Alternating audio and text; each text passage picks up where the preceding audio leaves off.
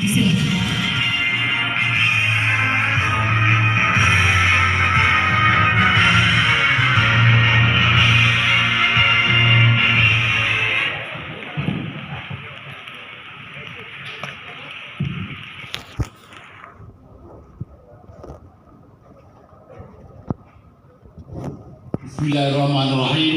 Assalamualaikum warahmatullahi wabarakatuh.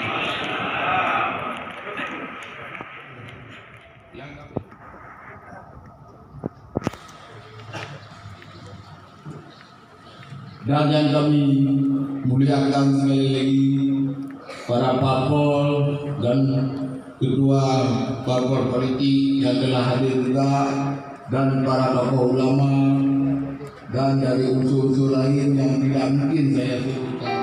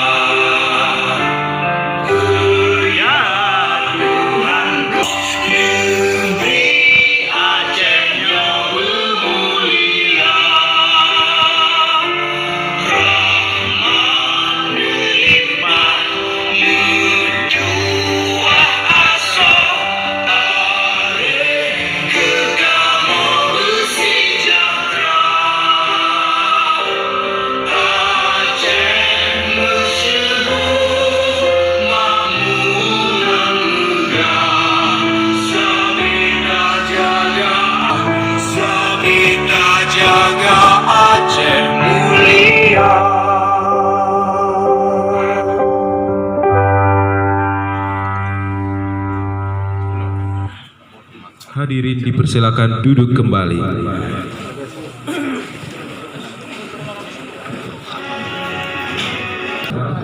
Keadilan dan marwah seluruh rakyat Aceh.